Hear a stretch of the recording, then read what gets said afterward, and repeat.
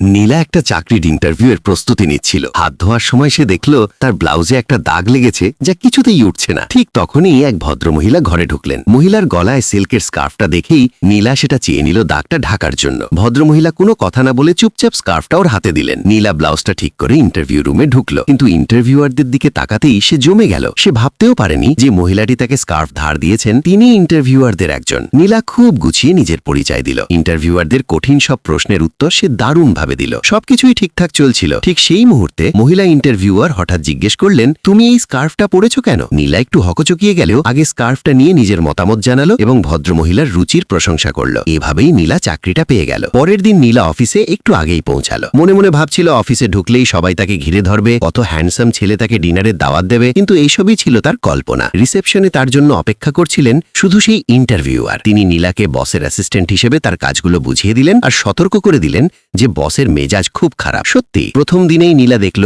বস এক কর্মীর ওপর চিৎকার করছেন, কারণ সে হলুদ রঙের পোশাক পরেছে যা বসের কাছে ওই দিনের জন্য অশুভ। দুপুরের খাবারের সময় হলো। নীলা যখন বসের লাঞ্চ গুছিয়ে দিচ্ছিল তখন দেখল তাতে হলুদ ভুট্টা আছে। সকালের কথা মনে পড়তেই সে দ্রুত ভুট্টাগুলো সরিয়ে সেখানে আপেল কেটে সাজিয়ে দিল। লাঞ্চ দেখে বস তৃপ্তির হাসি হাসলেন। প্রমোশন আর বেতন বাড়ানোর আশায় নীলা ইন্টারভিউয়ারের কাছে বসের সমস্যার কথা জানতে চাইল। তখনই সে জানতে পারল কোম্পানির এক ক্লায়েন্টকে নিয়ে বস খুব সমস্যায় আছেন। রাতে সেই ক্লায়েন্টকে নিয়ে পড়াশোনা করল এবং জানতে পারল তিনি একটা ইন্টারন্যাশনাল হোটেলে ডিনার পার্টিতে আসছেন। তাই সে একাই হোটেলে গিয়ে কোনো মতে ব্যাঙ্কুয়েট হলে ঢুকে পড়ল। তার সুন্দর পোশাক আর সাবলীল ভঙ্গি ঢোকার সাথে সাথেই সবার নজর কাড়ল। পার্টির অনেক পুরুষ তার সাথে কথা বলতে এগিয়ে এলো, কিন্তু সে সবাইকে বিনয়ের সাথে সামলে নিল। তার মূল লক্ষ্য ছিল ক্লায়েন্টকে খুঁজে বের করা, কিন্তু সে জানত না ক্লায়েন্ট দেখতে কেমন। ঠিক তখনই সে শুনল একজন ওয়েটার ক্লায়েন্টকে ওয়াইন দিতে যাচ্ছে। সে দ্রুত তার পিছু নিল। পরের মুহূর্তেই সে এক হ্যান্ডসাম পুরুষকে দেখতে পেল। তাকেই ক্লায়েন্ট ভেবে নীলা নিজে থেকেই কথা বলতে এগিয়ে গেল। সাড়া পাওয়ার পর সে দ্রুত নিজের কোম্পানির পরিচয় দিল, কিন্তু হঠাৎ কেউ একজন সেই লোকটিকে ডাকল। সেই মুহূর্তে নীলা বুঝতে পারল সে ভুল মানুষকে ক্লায়েন্ট ভেবেছে। সে ভীষণ লজ্জা পেল। ভাগ্য ভালো লোকটি ক্লায়েন্টকে চিনতেন। তার পরিচয় করিয়ে দেওয়াতেই নীলা সফলভাবে ক্লায়েন্টের সাথে দেখা করতে পারল।